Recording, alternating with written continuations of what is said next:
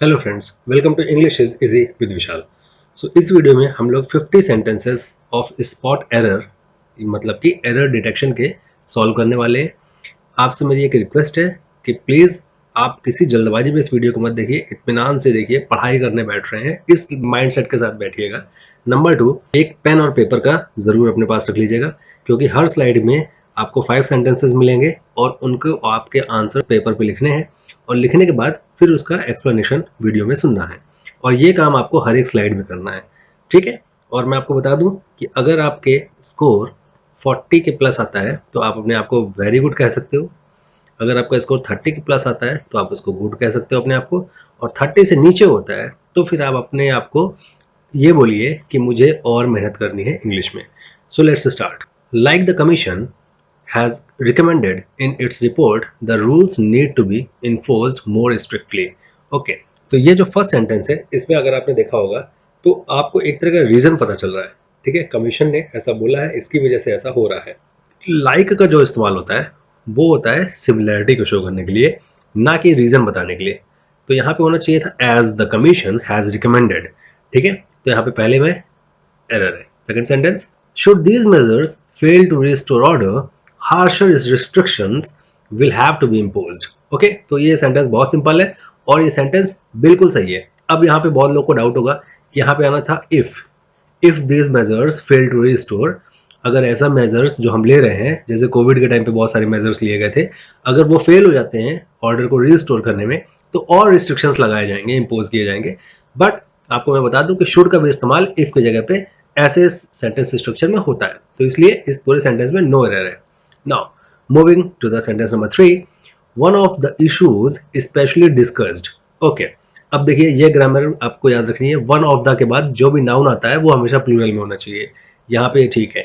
But इस sentence का जो सब्जेक्ट होता है वो वन होता है और इस वन के होने की वजह से हमारा जो वर्ब होगा, हेल्पिंग वर्ब होगा, वो उसके अकॉर्डिंग आएगा। मतलब कि यहाँ पे क्या आना चाहिए था, वॉज, ना कि वर। ओके, सो हमारा 2 करेक्ट आंसर हो जाएगा, वहां पे एरर है। Number 4, one of the world's smallest coins is. देखिए यहाँ पे ठीक है, ठीक है। One of the world's smallest coin is correct है। ये वाला भी वर्ड्स इस यहाँ पे प्लूरल भी आ गया और इस भी आ गया, ये दोनों चीज सही यहाँ पे। अब यहाँ पे एरर हो सकती है आगे, found in the museum which is quite near from the. Okay, ये बहुत ही सिंपल है। नियर के बाद प्रिपोजिशन लगती है, वो लगती है to, near to the old fort, ठीक है। तो जो म्यूजियम है वो उस ओल्ड फोर्ट के बगल में, नियर के बाद टू प्रिपोजिशन आती है। सो 4 would be the answer. The girl wrote an essay so well that her teacher was exceedingly pleased at her.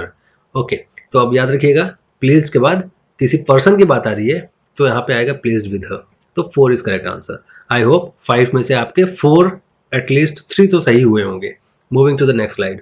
The speeches which he made concerning the current political affairs has stirred the common public to a great extent. Okay, बहुत simple सा answer है। आपको याद रखना है कि public और common word एक साथ यूज नहीं होता। जो पब्लिक वर्ड यूज होता है वो कॉमन के लिए यूज होता है। कोई भी कॉमन पब्लिक नहीं होती है और कोई भी स्पेशल पब्लिक नहीं होती है। पब्लिक पब्लिक होती है, पब्लिक कॉमन ही होती है, ठीक है। तो कॉमन एक, ये इसको एरर को बोलते हैं सुपरफ्लुअस, SUPERFLUOUS, ठीक है। सुपरफ्लुअस एरर है ये, मतलब वर्ड्स का जरूरत से ज्यादा इस्तेमाल। Okay, a quarrel arose between the members and for a time it appears as if the party were heading for a split. Okay, बहुत अच्छा ये सेंटेंस है। अब देखिए, एक पार्टी है, उसके मेंबर्स के बीच में क्या हो गया है, लड़ाई हो गई है, क्वेरल आ गई है, ठीक है। और इसकी वजह से अब उनकी जब यूनिटी ब्रेक हो गई है, तो हम लोग ग्रामर में पढ़ते हैं कि जब किसी यूनिट की यूनिटी ब्रेक हो रही है, वो अलग अलग पार्ट्स में टूट रही है, तो वहां पे वर्ब लगाते हैं, वो प्लूरल बन जाती है। और ये यहाँ पे वर्ब लगा है, सही है। अब दिक्कत क्या आ रही है कि जो मेंबर्स हैं वो 2 नहीं है, यहाँ पे बिटवीन की जगह पे क्या आएगा, अमंग, ठीक है। The quarrel arose among the members and for a time it appeared as if the party were heading for a.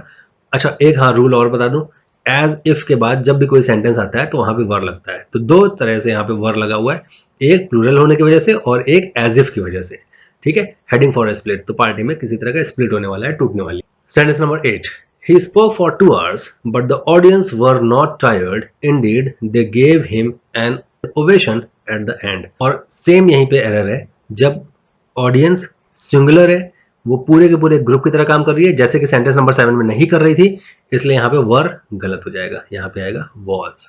Okay, I hope 7 और 8 अच्छा हुआ है, एक साथ दिया मैंने, ताकि आपको ये क्लैरिटी हो गई होगी। Moving to sentence number 9, Jane is prettier than any other woman member of the family. Superfluous वाली मिस्टेक है, woman member लगाने की जरूरत नहीं है, any other woman of the family is correct, member is superfluous। यहाँ पे थर्ड आंसर सही हो जाएगा और उस वाले में सेकंड सही हो जाएगा। Now moving to the sentence number 10, why does he not let you and I help him do this work? Okay, let के बाद जो verb आती है उसके पहले to नहीं आता है, तो यहाँ पे help के पहले भी to नहीं आया, do के पहले भी to नहीं आया, सही है। प्रॉब्लम ये है कि आपने सुना होगा let me help you, ठीक है, तो यहाँ पे आया I, तो यू लेट के बाद याद रखना हमेशा ऑब्जेक्टिव केस आता है, सब्जेक्टिव केस नहीं आता है, ये ट्रिक है, ठीक है। कुछ चीज़ें ग्रामर में आपको याद रखनी पड़ती हैं, इसका कोई शॉर्ट ट्रिक नहीं है, याद रखना है, बस रटना है। तो यहाँ पे लेट के बाद यू का ऑब्जेक्टिव केस सब्जेक्टिव केस दोनों यू होता है, बट आई का क्या होता है, मी, ठीक है। Let you and me help him. Moving to the next slide, pause करना है और सॉल्व करना है। How to solve this problem is the main concern of organisers at the moment. Okay, ये सेंटेंस फर्स्ट रीडिंग में लग रहा है बिल्कुल सही है। Sentence number 11, answer 5 is correct.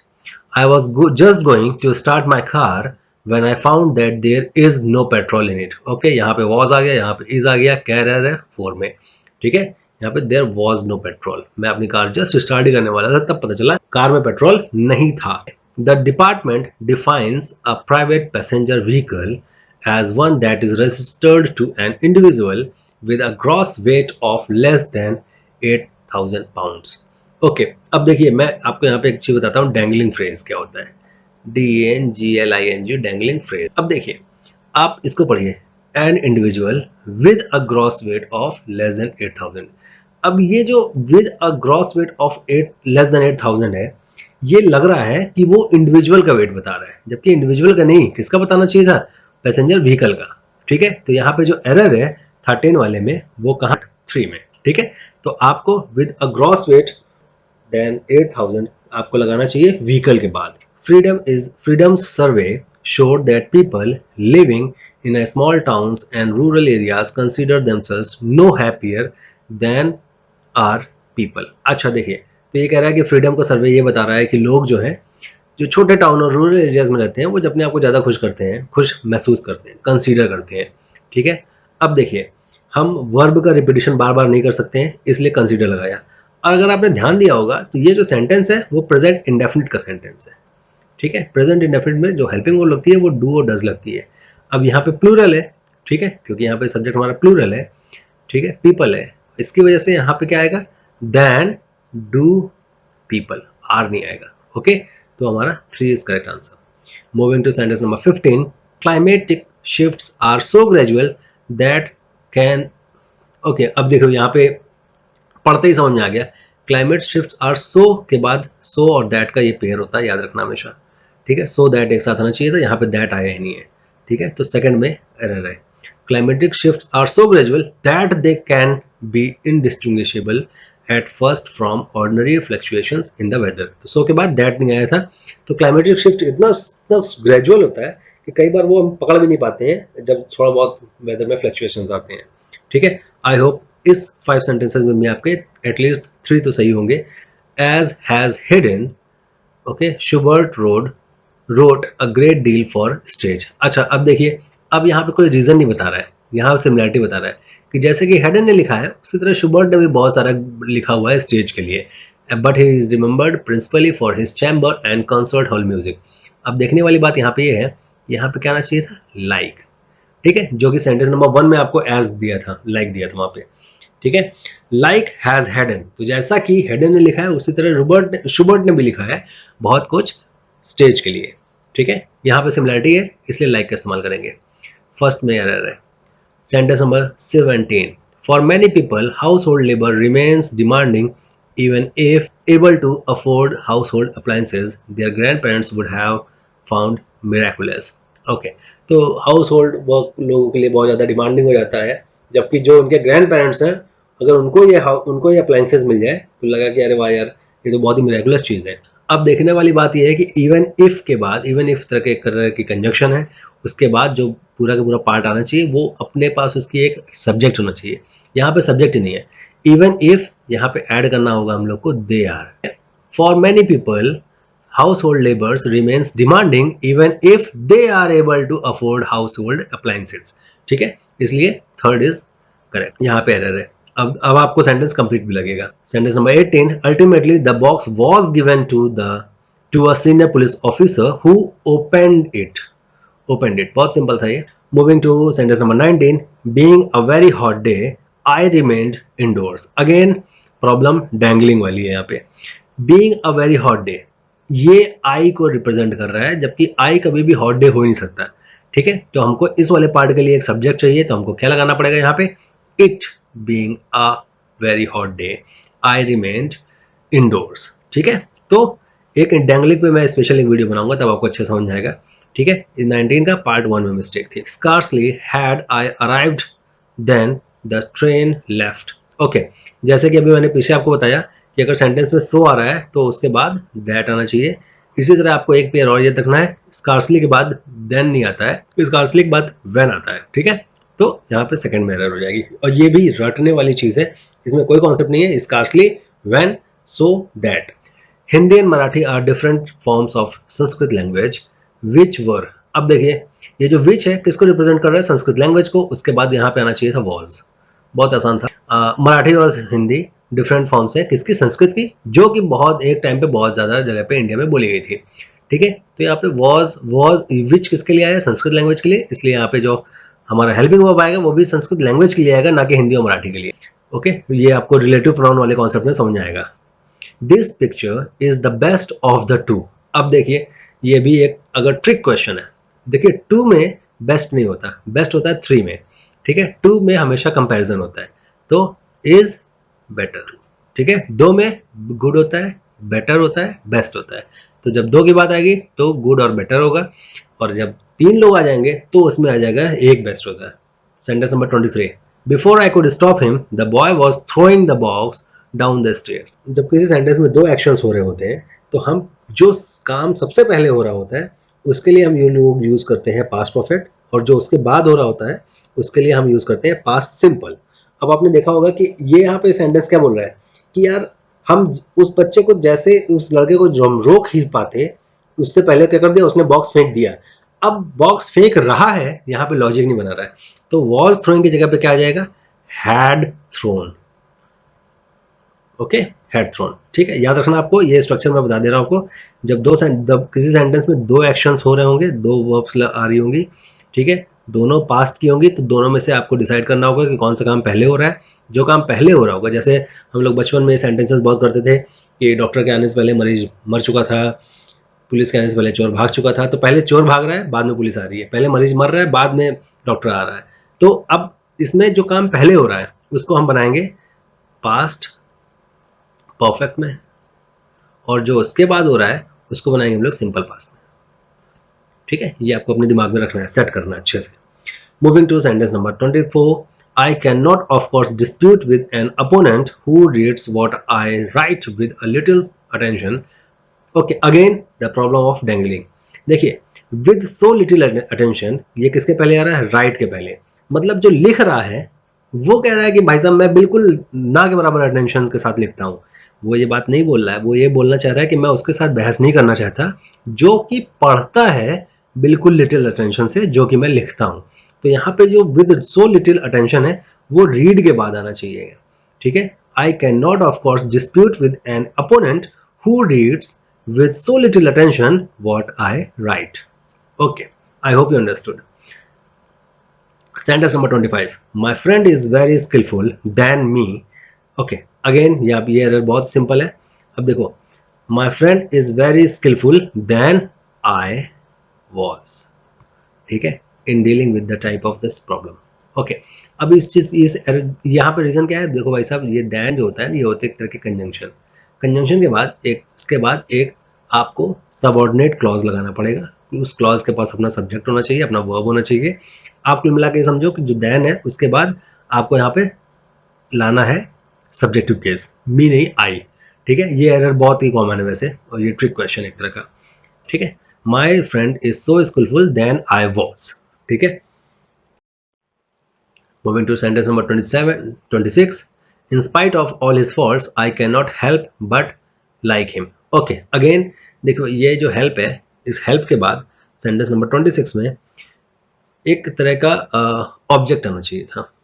ठीक है, हेल्प के बाद ऑब्जेक्ट आता है, और ऑब्जेक्ट लाइक नहीं होगा, वो क्या होगा, लाइकिंग। ठीक है, वर्ब नहीं आनी है यहाँ पे।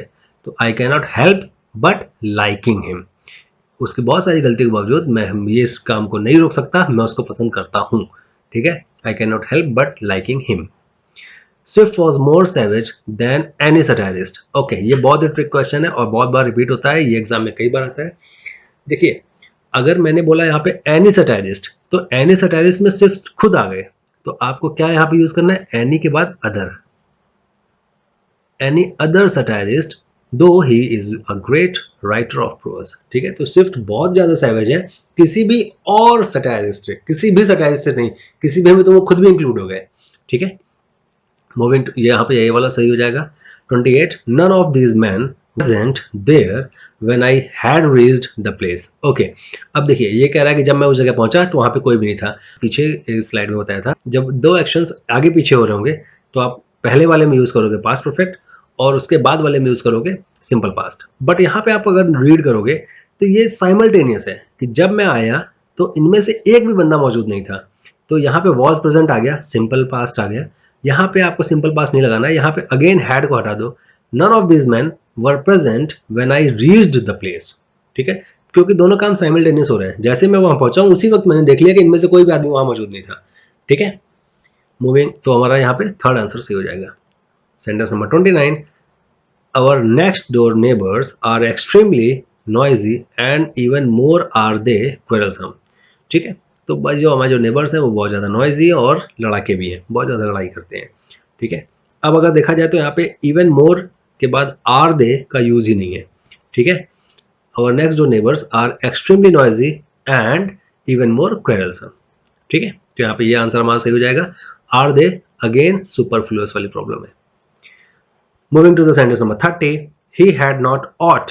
अब देखिए यहाँ पे हमको इमीडिएट पढ़ते ही पता चल गया, जो ऑट होती है वो अपने आप में एक हेल्पिंग वर्ब है। ऑट टू आपने कई बार पढ़ा होगा, तो हैड लगाने की जरूरत नहीं है, ऑट के बाद ऑट से काम चल जाएगा। तो he ought not to do it even if he is forced to do. ठीक है, हैड की जरूरत नहीं है, तो यहाँ पे फर्स्ट में एरर हो जाएगी। ओके, 30 में अब तक मैं उम्मीद कर रहा हूँ कि आपके 22 23 क्वेश्चन सही निकल गए होंगे, अभी 20 और बचे हैं। None of this boys read so well, और नन के बाद अपने को सिंगुलर वर्ब लानी है, रीड्स सही है, no error in this sentence. Moving to the next sentence number 32, they saw the church coming around the corner. अब देखिए चर्च कमिंग राउंड, ऐसा लग रहा है चर्च है वो कमिंग राउंड आ रहा है। ठीक है, जबकि उन्होंने उसको देखा जब वो उस कॉर्नर से आ रहे थे।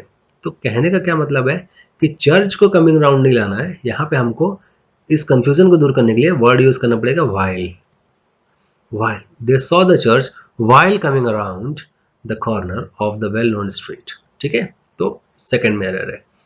ओके, ये इस तरह के सेंटेंस ट्रिकी होते हैं, ये आपको बहुत प्रैक्टिस के बाद ही आते हैं। Sentence number 33, he inquired had we taken our food। ठीक है, अब आपने अगर रिपोर्टेड स्पीच को अच्छे से पढ़ा होगा तो यहाँ पे इफ आना चाहिए, और इंक्वायर्ड के बाद नंबर 2, यहाँ पे हमको सिंपल सेंटेंस स्ट्रक्चर बनाना होता है, तो इफ के बाद वी हैड आना चाहिए, ना कि हैड वी। ठीक है, तो 2 इज द करेक्ट आंसर, यहाँ पे एरर है। Sentence number 34, we travel on the train. Again हम ट्रेन के ऊपर चढ़ कर ट्रेवल नहीं करते, पढ़ते ही गलती पता चल गई। यहाँ पे इन या फिर बाय दोनों लगा सकते हैं। ठीक है, ऑन नहीं लगाएंगे। Now sentence number 35, 10 ships sank in the. Again यहाँ पे पढ़ते ही मिस्टेक पता चल गई, जब भी इस तरह की कोई आ गया तो Arabian. I saw him to enter. अब देखिए यहाँ पे फिर से पढ़ते ही गलतियां पता चल रही हैं। सॉ मतलब कि देखिए सी, हियर, HEAR एंड नो, इन सब के बाद जो भी वर्ब आएगी उसके पहले टू नहीं लगाने। आई saw him entering the garden, I saw him dancing in the garden. ठीक है, तो आपको यहाँ पे टू का इस्तेमाल नहीं करना है, आई saw him enter the garden, सही है, या फिर entering the garden. These there have been many a better poets than Tennyson. ये बिना बात को कंफ्यूज करने के लिए आपको दे रहा है, यहाँ पे आ नहीं लगाएंगे, सेंटेंस सही हो जाएगा. There have been many better poets than Tennyson. 2 is correct answer. How many hours you require to finish this work? अब देखिए अगर ये स्ट्रक्चर ही इनकम्प्लीट है, how many hours do you require to finish this work? Okay, तो ये simple sentence अगर आपने पढ़ा होगा तो उसका इंटेरोगेटिव में डू और डज का इस्तेमाल होता है, वो यहाँ पे था ही नहीं. Number 39. In spite of the instructions to the contrary he came down at once. अब देखिए इन स्पाइट ऑफ मतलब क्या होता है, बावजूद. टू द कॉन्ट्रेरी का मतलब क्या होता है, जो मैंने बोला उसके बावजूद, उसके उल्टा. तो इन स्पाइट ऑफ जो है वो सेम सेंस दे रहा है जो कि टू द कॉन्ट्रेरी दे रहा है. तो आपको टू द कॉन्ट्रेरी को पूरा का पूरा सुपरफ्लुअस है, इसको आप रिप्लेस कर दीजिए, इसको आप डिलीट कर दीजिए. In spite of the instructions, he came down at once. Okay, 2 सही है हमारा यहाँ पे. To the contrary, superfluous है. Moving to sentence number 40. He wasted much time in trifles. अच्छा, again preposition. Wasted much time on trifles. Trifles means क्या होता है, useless काम, जिसका कोई वैल्यू नहीं है, unimportant things, उसमें बहुत ज़्यादा टाइम लगा रहा है और आज वो वेस्ट किया, इसकी वजह से आज वो इसके नतीजे भोग रहा है. ठीक है, तो wasted much time on trifles and is now facing the consequences. और ये सेंटेंस इस नाउ वर्ड की वजह से, ये इसका जो टेंस में हम लोग पास्ट में है और यहाँ पे प्रेजेंट में आ गया, इसलिए क्यों, क्योंकि यहाँ पे नाउ है जो जस्टिफाई कर रहा है. Moving to the next slide. He seized the opportunity offered to him with an unusual alacrity. Okay, सबसे पहली बात तो आपको एक बहुत अच्छा वर्ड मिला है, एलैक्रिटी. एलैक्रिटी मतलब जो होता है ईगरनेस. ठीक है, ईगरनेस, बहुत ज़्यादा प्रॉम्प्टली उसने बहुत ही अनयूजुअल एलैक्रिटी, बहुत ज़्यादा जील दिखा के इसने इस अपॉर्चुनिटी को ग्रैब किया. और आपने अगर देखा होगा तो seized the opportunity offered to him, offer के बाद टू सही है, सीज के बाद द अपॉर्चुनिटी सीधे आ गया हुआ है without any. Okay, with an unusual alacrity, an लगा हुआ है, यू आ रहा है यहाँ पे. ठीक है, सही है, पूरा सेंटेंस सही है, no error. Sentence number 42.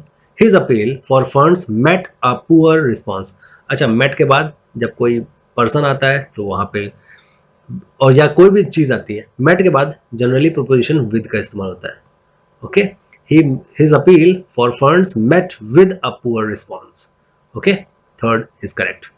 While at home he assisted me to cook. Okay, अच्छा, assist के बाद अगेन प्रीपोजिशन जो आती है वो आती है assisted thing. If I help you in something, I assist you in that thing. Okay, तो यहाँ पे assist me in cooking. In cook नहीं आएगा, in cooking आएगा, the food. Okay, 43. 44. We lost the chance of. Again पढ़ते ही mistake समझ में आ रही है. Chance of success, chance of something. ठीक है, we lost the chance of winning. Win नहीं आएगा, अगेन ऑफ के बाद winning आ जाएगा, नाउन आ जाएगा, the match. 45. I insisted. अब देखिए इंसिस्ट के बाद on, insisted on getting, same तरह की मिस्टेक्स आ रही है यहाँ पे अब. ठीक है, ऑफ, असिस्ट के बाद इन, मेट के बाद विद, और इसमें 45 में insist on a reply from the invite. Okay, this is the last slide. Congratulations if you have reached here. He succeeded to get. अब देखिए अगेन सक्सीड के बाद जो प्रीपोजिशन हम इस्तेमाल करते हैं वो आती है इन. तो he succeeded in getting the bill passed in the Lok Sabha. ठीक है, बहुत ही आसान था ये sentence. Ignorance is highly detrimental for the successful working of a democracy. ठीक है, सेंटेंस नंबर 47. डेट्रीमेंटल के बाद आपको याद रखना है, रटनी है ये बात, कई सारी चीजें इंग्लिश में रटनी पड़ती हैं, टू आता है. समथिंग, अगर आप स्मोकिंग कर रहे हो तो वो आपके लिए it is detrimental to your health. ठीक है, फॉर योर हेल्थ नहीं आएगा. Same moving to the sentence number 48. The principal was convinced of his innocence. ठीक है, कन्विंस्ड के बाद of. Sentence number 48, 2 is correct answer. 49. I begged him for some money. For FOR, sorry, FOR, some money for a charitable cause. Okay, of some money नहीं आएगा. I begged him for some money.